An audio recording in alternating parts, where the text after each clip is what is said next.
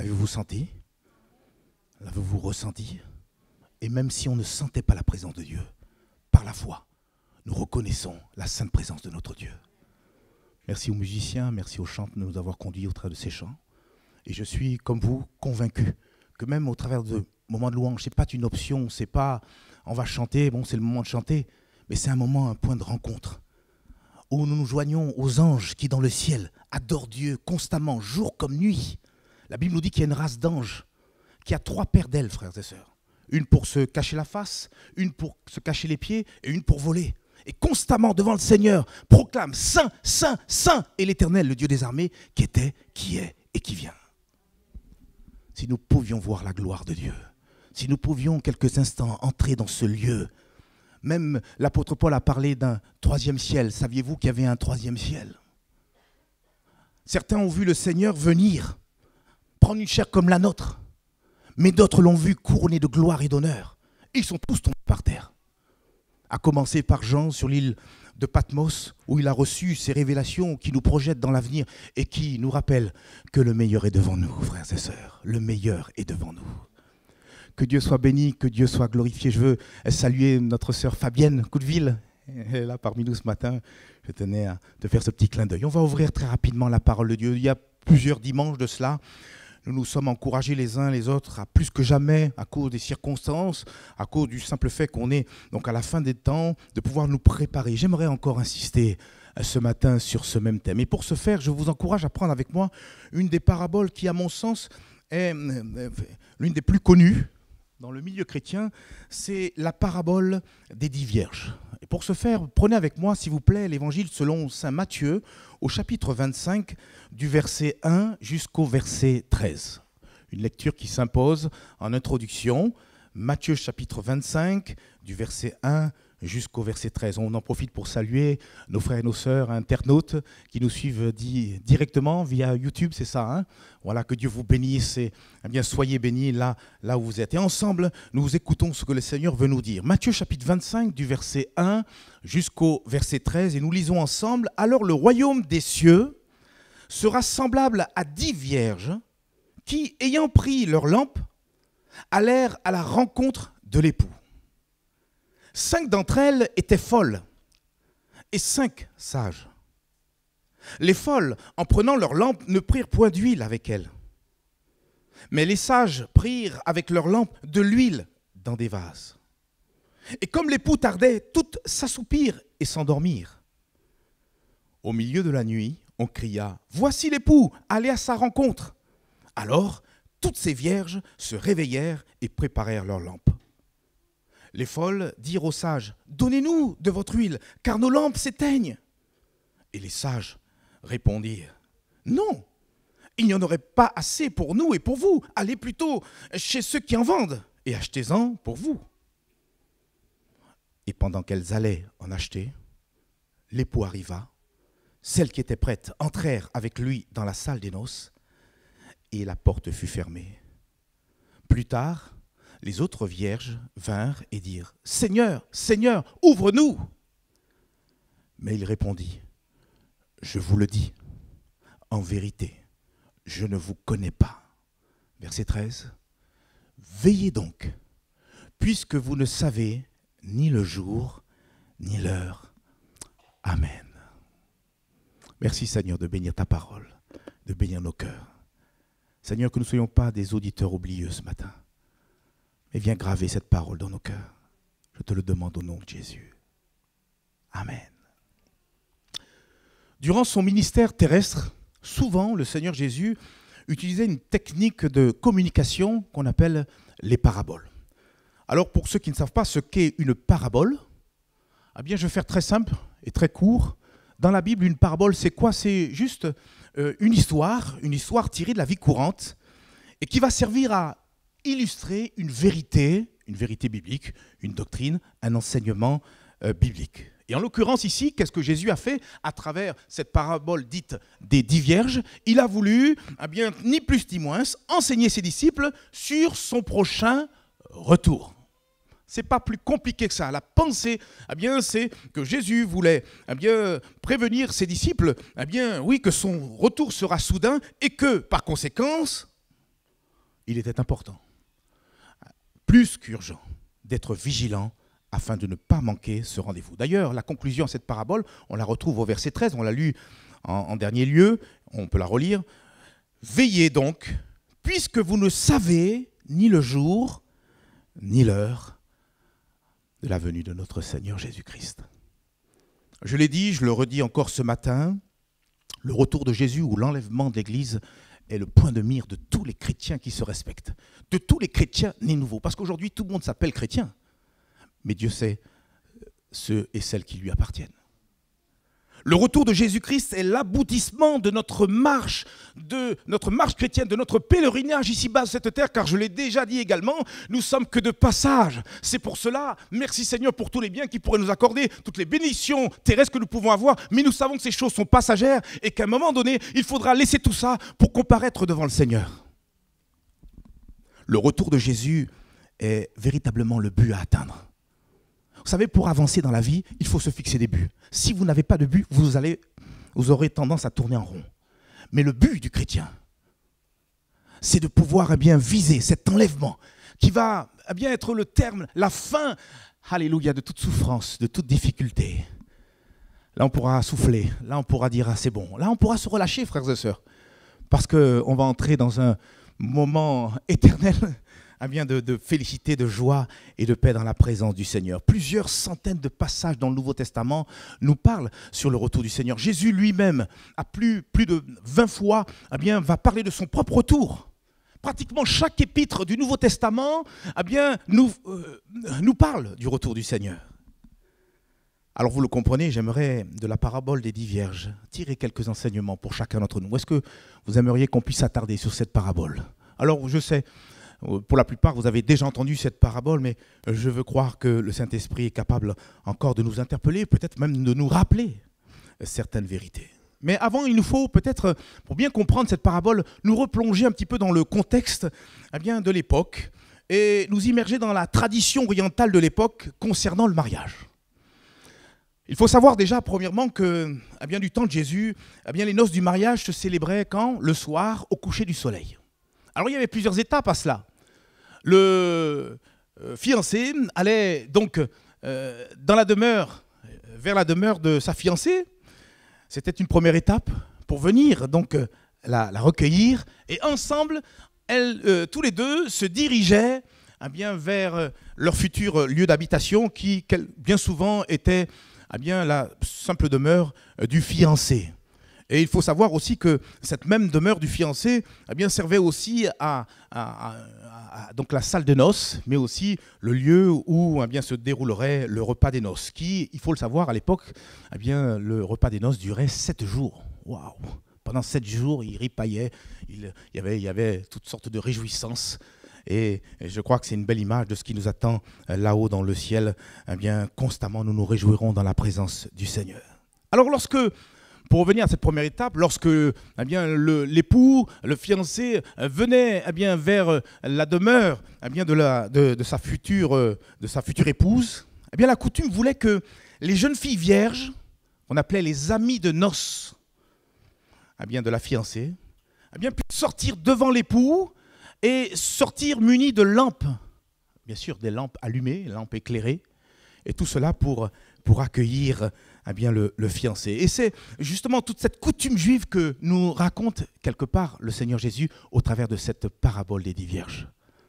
Et Jésus met en scène donc 10 vierges qui sont là et qui furent quelque part choisies pour sortir au devant de l'époux. Et ces 10 vierges, et comme il constate que l'époux tarde à venir, elles finissent par toutes s'assoupir. Et puis au beau milieu de la nuit, on l'a lu, l'époux finit par arriver et les 10 vierges se réveillèrent.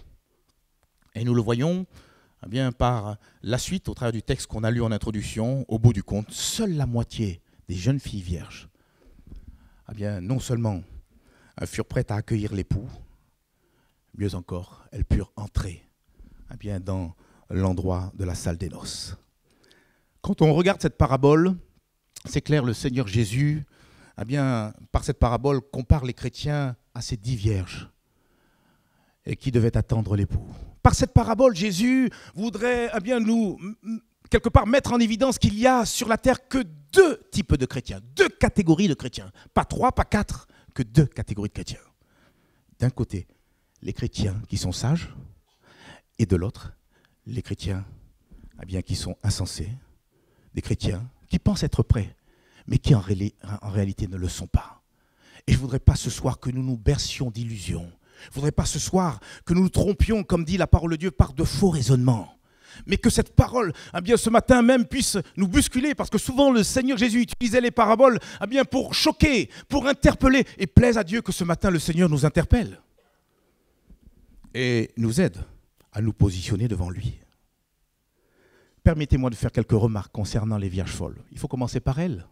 Commençons par, le côté négatif de la chose. Tout d'abord, je note qu'en apparence, les 5 vierges ne pouvaient pas être différenciées des 5 vierges sages. Les 5 vierges folles ne pouvaient pas être différenciées des 5 vierges sages. Toutes les 10 étaient vierges. Toutes les 10 étaient pleines d'enthousiasme pour pouvoir accueillir l'époux. Ces 10 vierges étaient toutes munies d'une lampe. Quelque part, en apparence, on ne pouvait pas différencier les vierges folles des vierges sages. Oui ou non, frères et sœurs? Quand on lit le texte, prime abord, on ne peut pas faire la différence. Et c'est justement seulement quand l'époux arrive qu'on arrive à faire la différence. Et là, pour nous, il y a un premier enseignement. Quel est cet enseignement? De la même manière, quand Jésus-Christ reviendra, et c'est à ce moment-là seulement que lui-même saura faire la différence entre ceux qui lui appartiennent et ceux qui ne lui appartiennent pas. C'est pour ça que j'ai envie de dire à chacun de nos cœurs, ne nous empressons pas de dire celui-là il est sauvé, celui-là il n'est pas sauvé. Il n'y a que Dieu qui connaît les cœurs. Le Seigneur sait exactement qui lui appartient, même ici dans cet auditoire. Et j'aime à le dire, c'est un lieu public. Mais la véritable Église n'est pas un bâtiment. La véritable Église, c'est ni plus ni moins l'ensemble des chrétiens nés de nouveau, qui ont expérimenté quelque chose avec le Seigneur et qui vivent en conséquence. La Bible dit, par la bouche de l'apôtre Paul, dans 2 Timothée, chapitre 2, verset 19, voilà un autre verset que j'aimerais placer devant vos yeux. Il est dit, néanmoins, 2 Timothée, chapitre 2, verset 19, néanmoins, le solide fondement de Dieu reste debout, avec ces paroles qui lui servent de sceau. Le Seigneur connaît ceux qui lui appartiennent. Et quiconque prononce le nom du Seigneur, qu'il s'éloigne de l'iniquité. Frères et sœurs, si tu as cette conviction par le Saint-Esprit ce matin que tu appartiens au Seigneur, tu es heureux.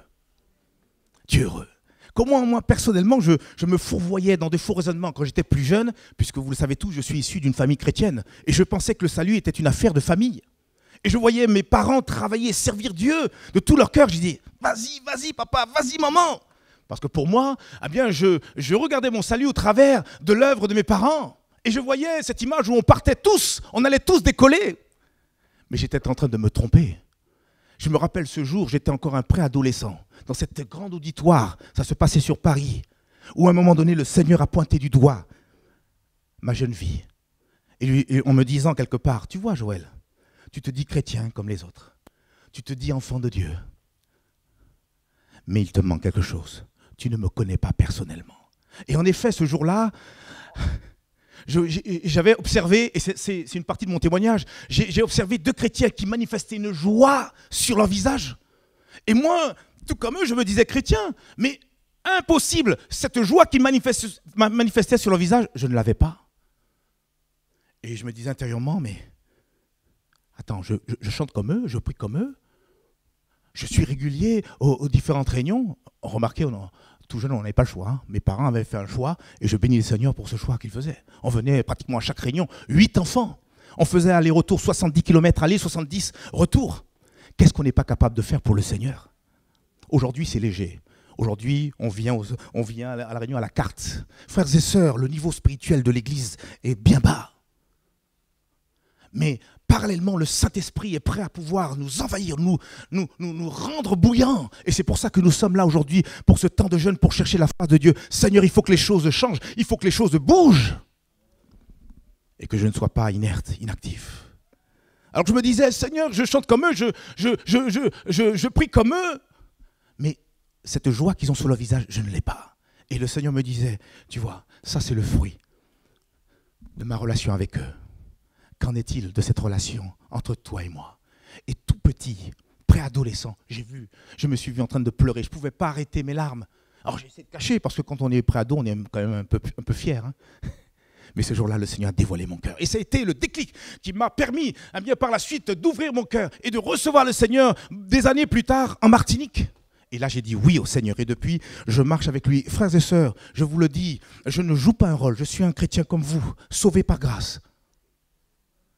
Et j'ai besoin, moi aussi, de me préparer. J'ai mes imperfections. Allez demander à ma femme si je n'ai pas d'imperfections. Je le sais, je suis conscient. Mais je sais une chose, je suis enfant de Dieu. Et on a eu raison de chanter ces choses ce matin. Et ce n'est pas tout de le chanter, mais véritablement de réaliser. Et puis à ce moment-là, exploser devant le Seigneur, capituler devant son amour et dire, mais Seigneur, ma vie en retour, elle t'appartient. On l'a vu, Jésus l'a dit au verset 2 pour revenir à notre texte. Jésus lui-même a qualifié 5 d'entre les 10 vierges. Il les a qualifiées de folles, autrement dit d'insensées. Et on pourrait se poser la question ce matin, eh bien, en quoi consistait cette folie de ces 5 vierges folles? Folie qui les a empêchés de pouvoir être prêts pour la venue de l'époux. Eh bien, j'ai relevé pour vous peut-être 3 pistes. Je ne dis pas que la liste est exhaustive, mais très rapidement.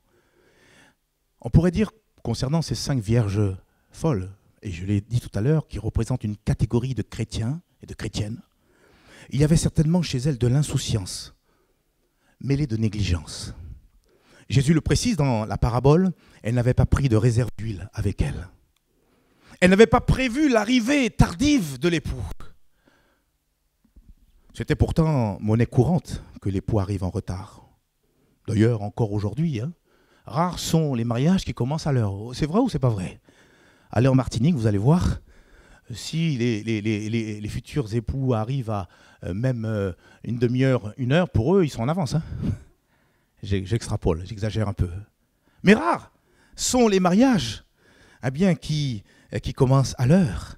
Et quelque part, il fallait donc s'y attendre. Vous savez, quand le fiancé s'était préparé tout pimpant, et dans la nuit était éclairé, parce que j'ai oublié de le dire tout à l'heure, mais vous avez compris qu'il n'y allait pas seul. Il était suivi de toute une foule en liesse, qui était plein de joie, et qui disait « Vive les mariés, compagnie !» Alors comprenez que sur tout le parcours qui l'emmenait jusque chez la fiancée, il y avait des amis de ce même époux qui disaient « Félicitations, oh, laisse-moi te saluer !» Et on peut comprendre que l'époux pouvait être attardé sur le chemin. Il fallait s'y attendre. Elle prenait donc, en parlant des vierges folles, un grand risque en ne prévoyant pas de réserve d'huile. Et c'est là où, quelque part, les 5 vierges folles ont manqué de sagesse et ont manifesté de la négligence. Il y a des chrétiens aujourd'hui qui jouent avec leur salut. Or, la Bible dit dans le livre d'Hébreux, comment échapperons-nous en négligeant un si grand salut? Et ça arrange l'ennemi. Ça arrange l'ennemi, croyez-moi. Mais nous sommes là ce matin, non pas pour jouer aux chrétiens, mais pour vivre l'évangile. Amen, frères et sœurs. De l'insouciance, de la négligence. On peut aussi parler de paresse. Pourquoi je dis cela? Parce qu'à un moment donné, quand elles se sont habillées, enfin, je parle des vierges folles, elles ont dit, ben non, mais pourquoi prendre ce petit vase de réserve? Non, ça va nous encombrer, ça va nous gêner. Elles voulaient être légères, elles voulaient ne pas s'encombrer de toutes ces réserves d'huile. Frères et sœurs, la paresse. La paresse est une attitude inoffensive d'apparence, bénigne, insignifiante. Pourtant, c'est un mal qui peut nous entraîner subtilement à la disette et à la ruine spirituelle.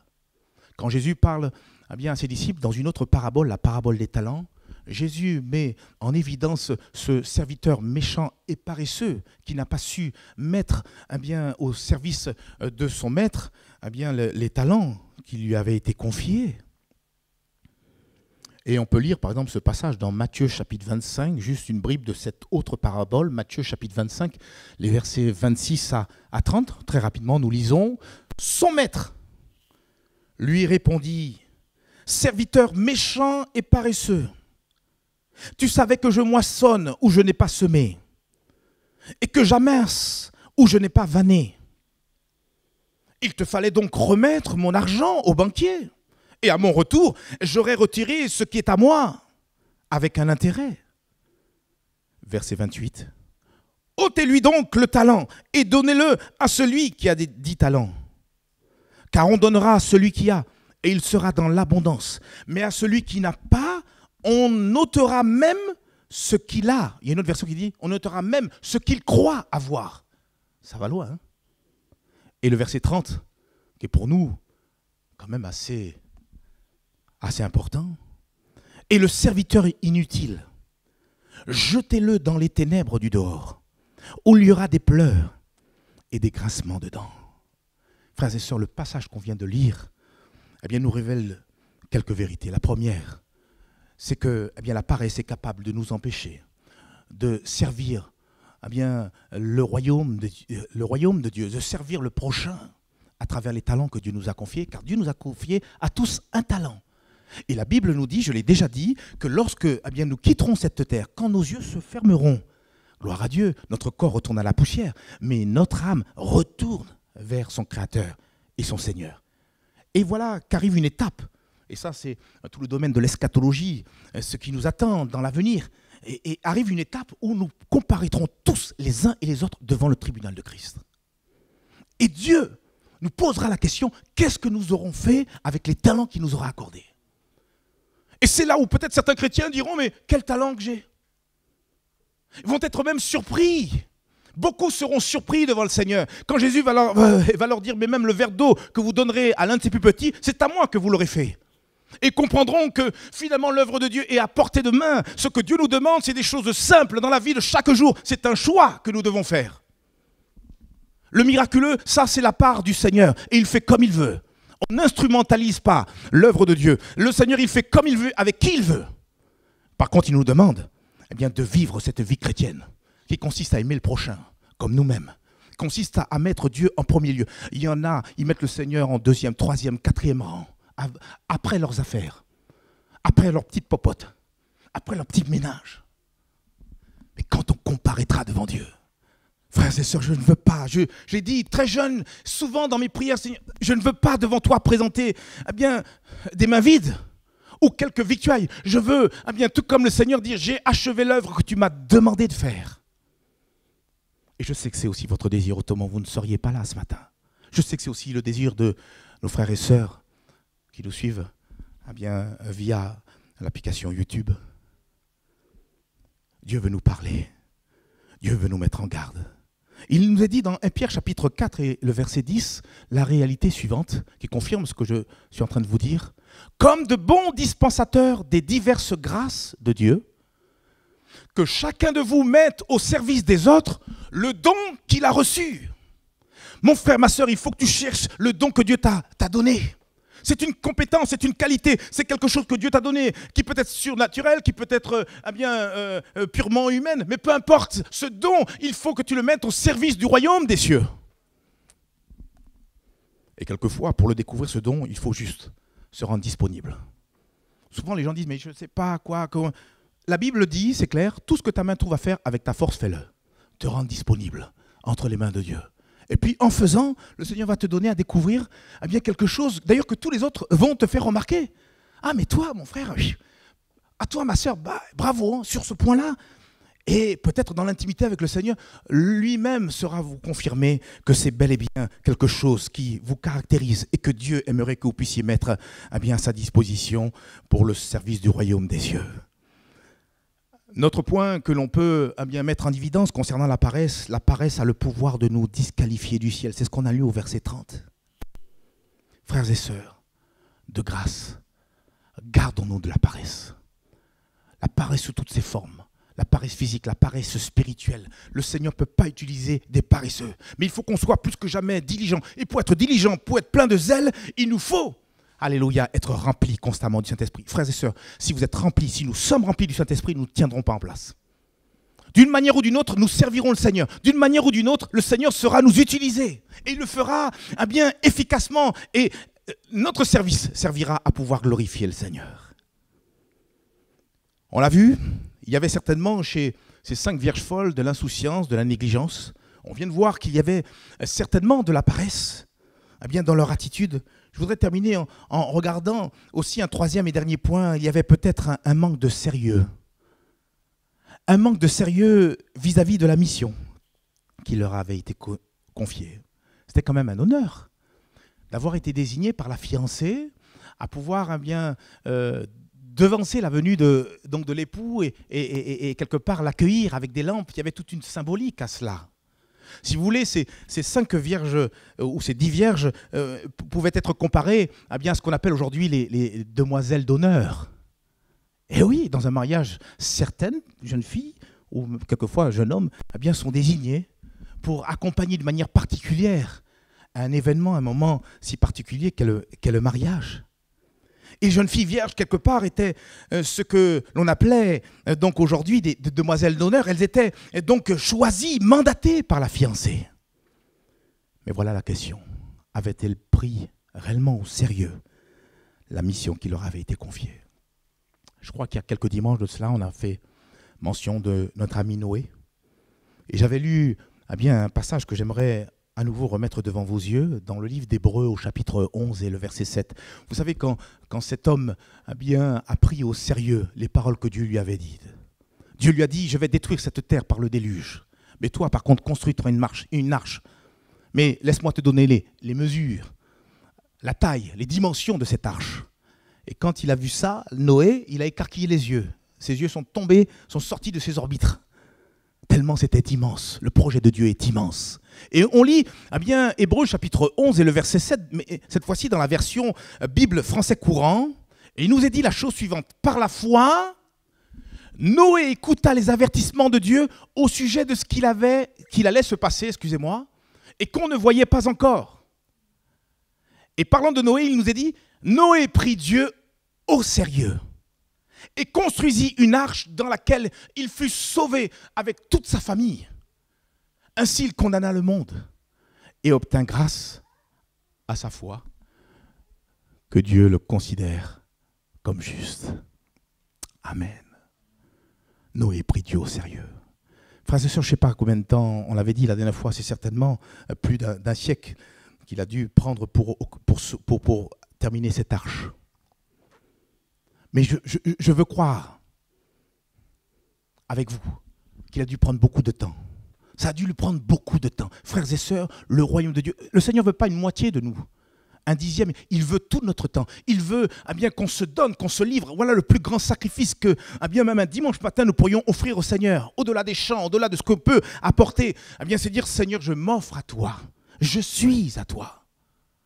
On l'a chanté, je suis à lui. Il a fait de moi enfant de Dieu. En retour, je ne m'appartiens plus. Noé, par son obéissance, a été comme le prédicateur de la justice, nous dit la parole de Dieu.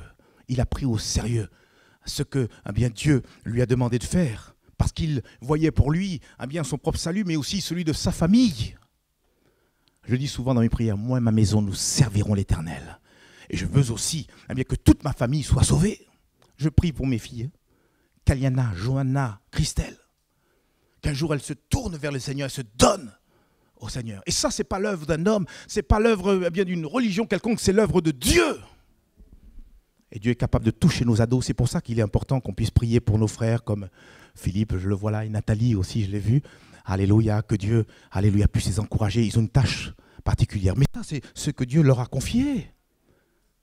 Et Dieu, quand il appelle, il donne aussi la qualification. C'est à nous de nous tenir devant le Seigneur. Et le Seigneur vient remplir tous ces ados et les baptiser dans le Saint-Esprit. Vous savez, frères et sœurs, le Seigneur est capable de baptiser nos ados. Est-ce que vous le croyez, ça? Même avant qu'ils passent par les eaux du baptême, le Seigneur est capable de les baptiser. Et je sais de quoi je parle parce que personnellement, ça a été mon cas. Alléluia, gloire à Dieu. Il fait comme il veut, le Seigneur. Il fait comme il veut. Il y avait certainement un manque de sérieux. Mais je nous pose la question, et nous, avons-nous pris Dieu au sérieux? Avons-nous pris ses exigences au sérieux? Frères et sœurs, si malgré que je sois chrétien, que je me dis chrétien, je continue à cacher ou à entretenir ou à nourrir une amertume contre le prochain, quel qu'il soit, je suis en train de me tromper. Et c'est mon devoir de nous dire, frères et sœurs, c'est pour cela que nous jeûnons, afin que ces choses soient réglées. Si je me dis chrétien, et je continue à user de fraude à l'égard du prochain. Je suis en train de me fourvoyer. Je peux lever mes mains jusqu'au ciel. Je suis en train de me fourvoyer. Le Seigneur, nous a détourné le dos. Si ce matin je me dis chrétien et si je vis dans la fornication, je suis en train de me fourvoyer. Je suis en train de me tromper parce que rien d'impur, rien de souillé n'entrera dans le royaume des cieux. Il a dit, recherchez la paix et la sanctification sans laquelle personne ne verra le Seigneur. Si ce matin je me dis chrétien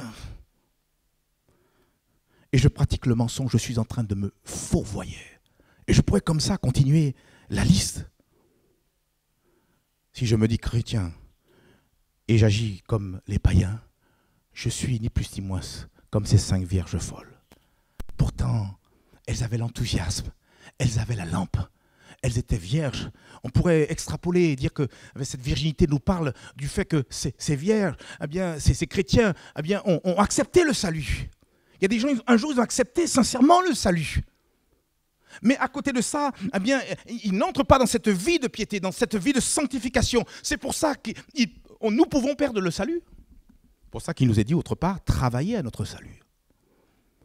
Et ça, c'est quelque chose de chaque jour. Et je le dis souvent, ne nous contentons pas de nos rassemblements.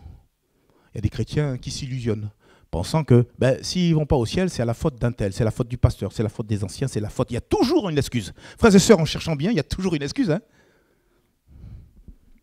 Que chacun se plaigne de ses propres péchés. Que chacun se place devant le Seigneur. Si c'était la faute de quelqu'un, il y aurait véritablement de l'injustice.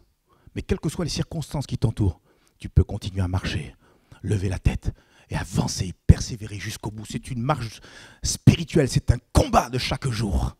Et malheureusement, si on se relâche, si on ne prend pas au sérieux, l'appel du Seigneur, on peut se fourvoyer. Regardez ce qu'il est dit dans Galates, chapitre 5, versets 19 à 21. Il faut le lire, frères et sœurs. C'est ça qui va nous interpeller.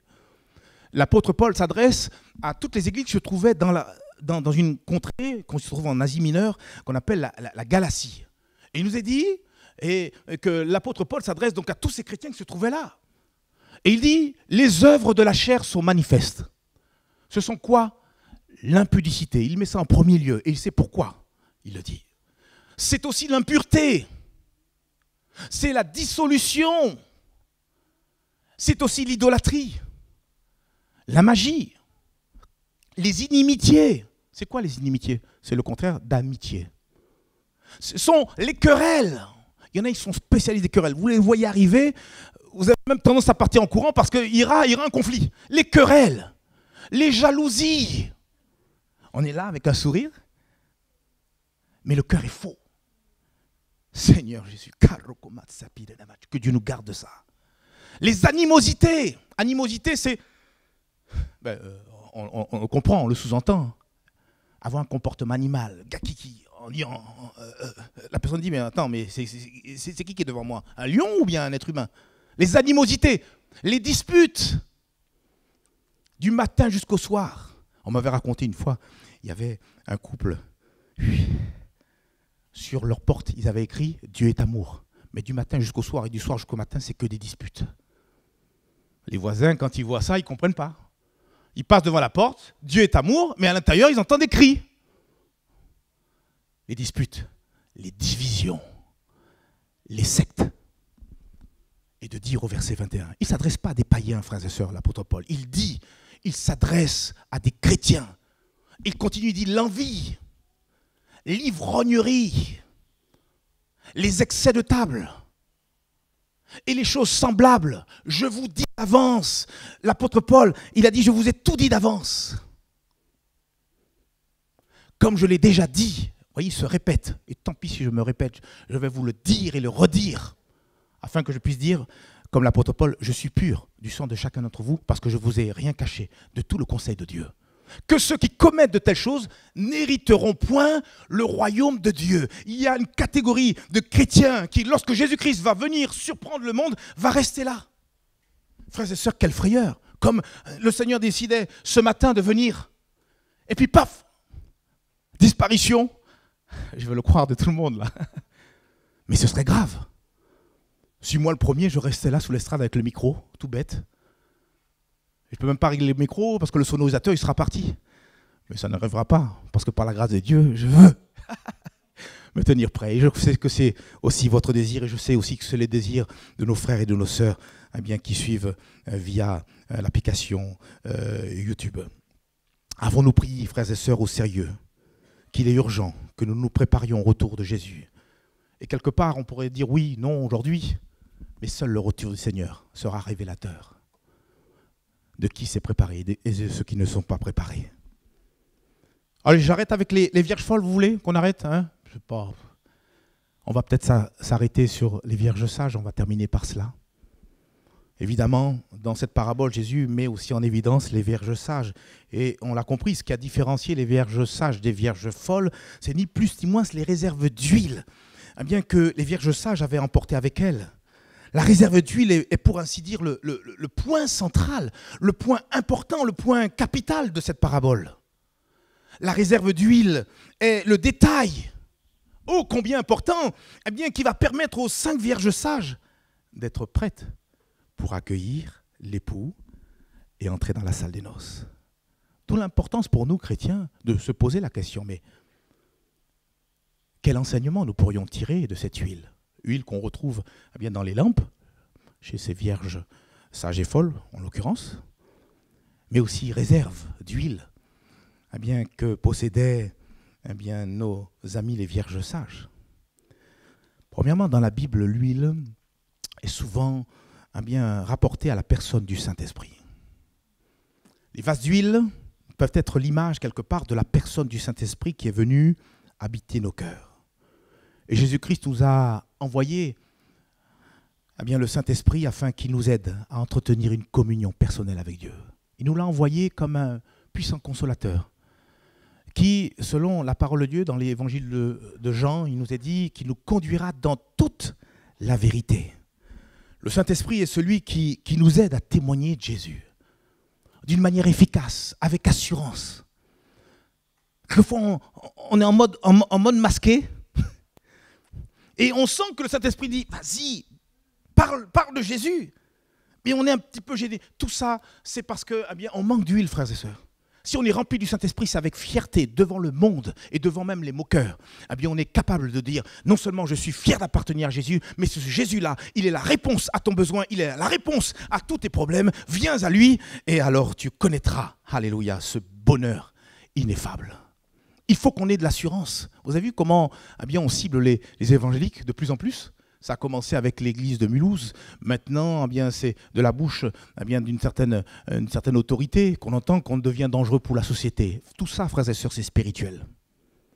Et si on ne l'a pas compris, on va le comprendre au fur et à mesure des choses. Parce que derrière tout ce qui se passe dans ce monde, le diable est en train de tirer les ficelles. Car Jésus l'a déjà désigné comme le prince de ce monde. C'est pour ça que je ne veux pas que mon cœur soit attaché à ce monde.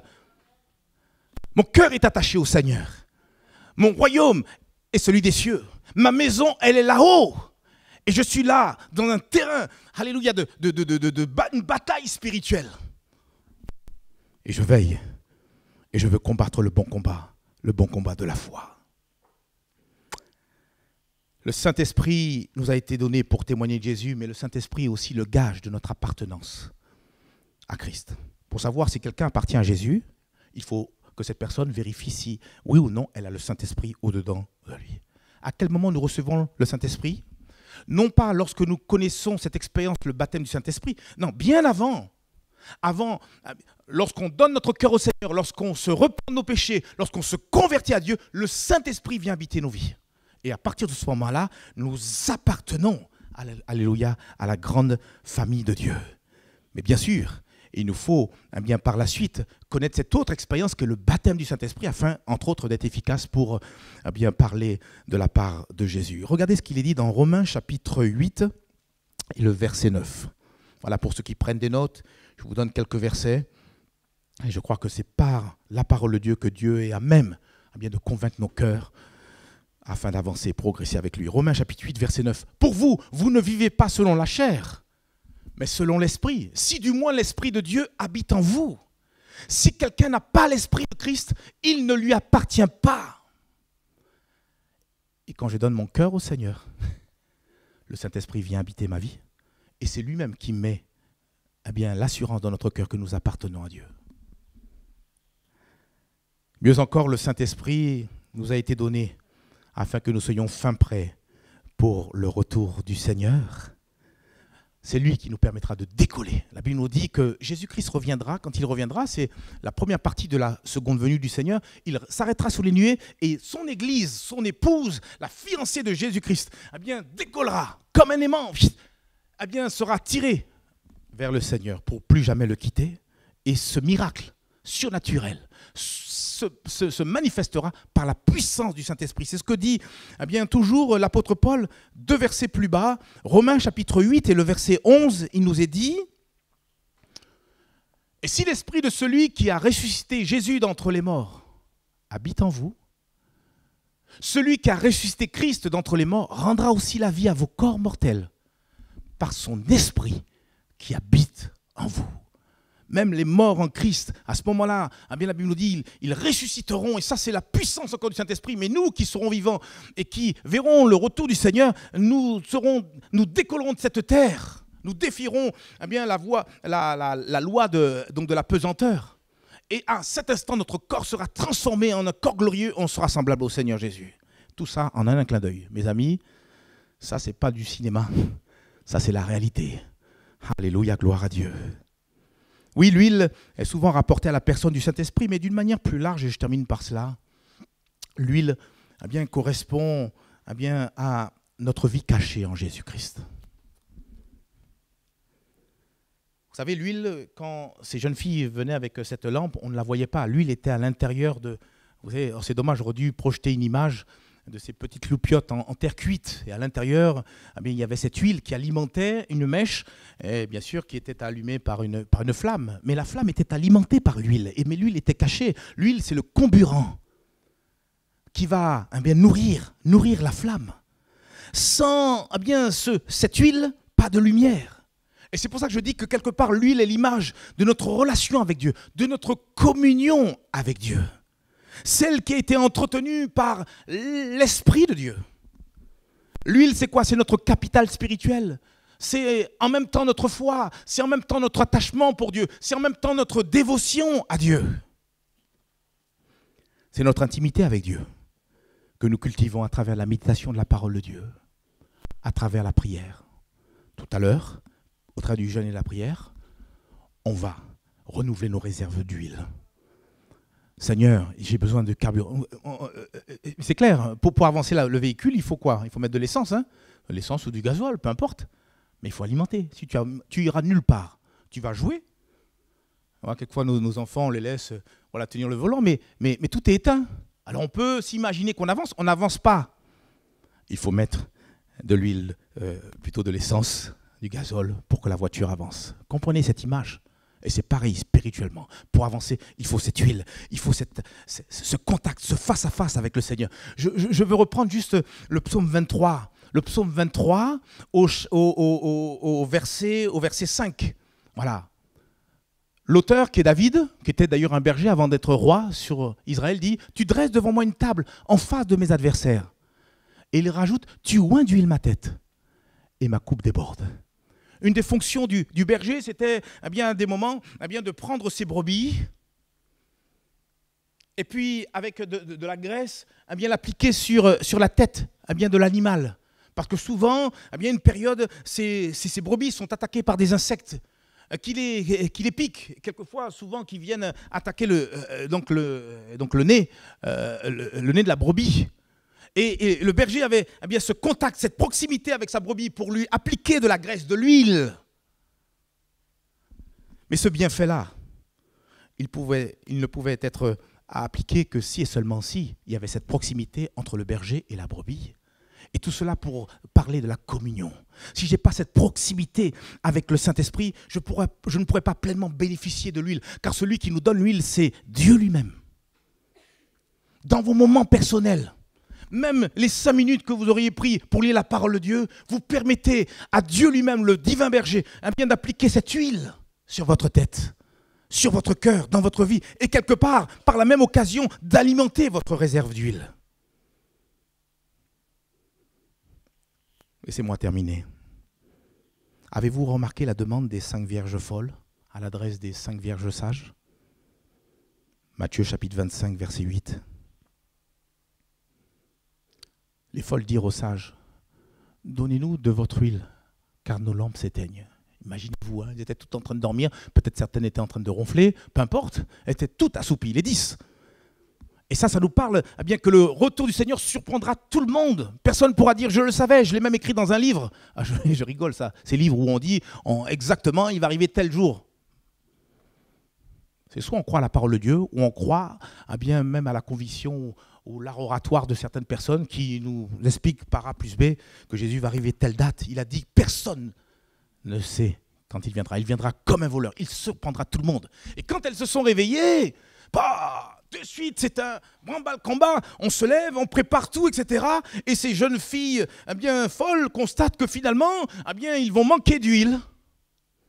Et là, elles se tournent vers leur consoeur en leur disant « donnez-nous un peu de votre huile ». Et la vérité, c'est que nous ne pouvons pas demander à un autre croyant, à un autre chrétien, qui nous donne un peu de sa foi. C'est complètement aberrant. Il peut être le plus proche de vous. Il ne pourra pas vous communiquer sa foi dans le vrai sens du terme. Il ne pourra pas vous communiquer sa propre piété. Il ne pourra pas vous communiquer sa communion personnelle avec Dieu. Il pourra vous donner des conseils. Il pourra vous exciter, vous encourager, vous exhorter à pouvoir chercher Dieu. Mais il ne pourra pas vous communiquer et donc ces choses qui leur sont personnelles. C'est juste impossible. Écoutez-moi, frères et sœurs, nous ne pouvons pas vivre des réserves des autres. On ne peut pas vivre des réserves des autres. C'est pour ça que le prophète Habakkuk va dire dans Habakkuk chapitre 2, verset 4, Habakkuk chapitre 2, verset 4, juste la deuxième partie de ce passage, le juste vivra par sa foi, pas par la foi de maman, papa, de ton fils, de ta fille. Le juste vivra par sa foi. Au-delà de nos réunions hebdomadaires, chacun au quotidien doit quelque part se constituer ses propres réserves spirituelles d'huile. Et la réponse des vierges sages, on le voit, elle explique et traduit bien ce que je suis en train d'avancer. Matthieu chapitre 25, verset 9, regardez ce qu'il est dit. Les sages répondirent, non, il n'y en aurait pas assez pour nous et pour vous. Allez plutôt chez ceux qui en vendent et achetez-en pour vous. Mais voilà, quand les 5 vierges folles sont parties en courant, je les vois courir toutes folles la nuit, aller frapper chez le vendeur d'huile. Malheureusement, hélas, l'époux était arrivé. Les vierges sages ont pu accueillir l'époux et même, mieux encore, entrer dans la salle des noces. Mais les vierges folles n'ont pas pu. Pour elles, c'était trop tard. Frères et sœurs, c'est trop tard. Et je ne voudrais pas qu'on entende résonner ça dans toute l'éternité, trop tard, trop tard.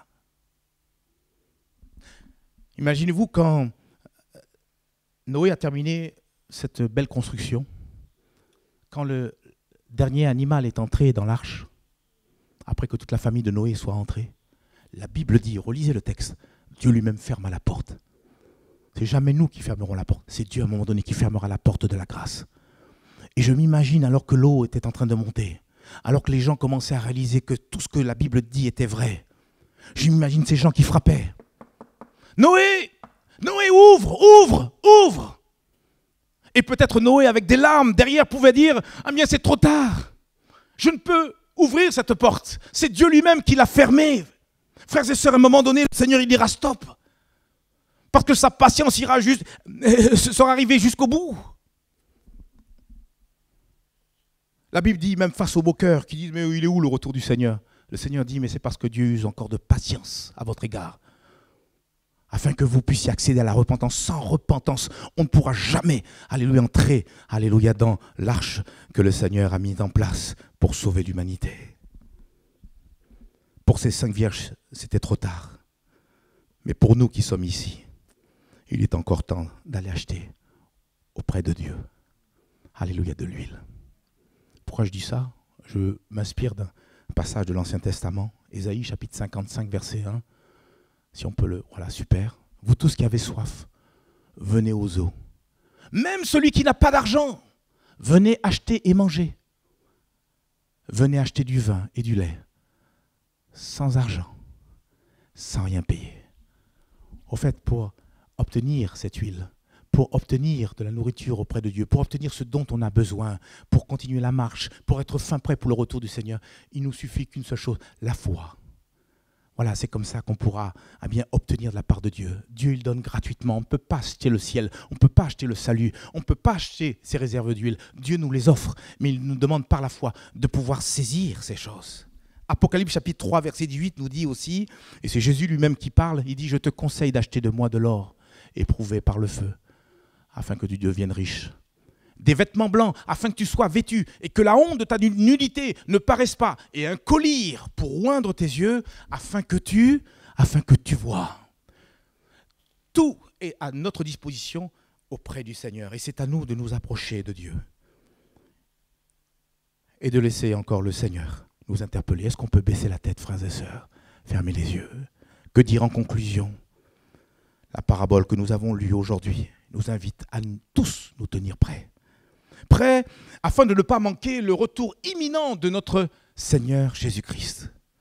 Par cette parabole des 10 vierges, nous sommes tous exhortés à la vigilance.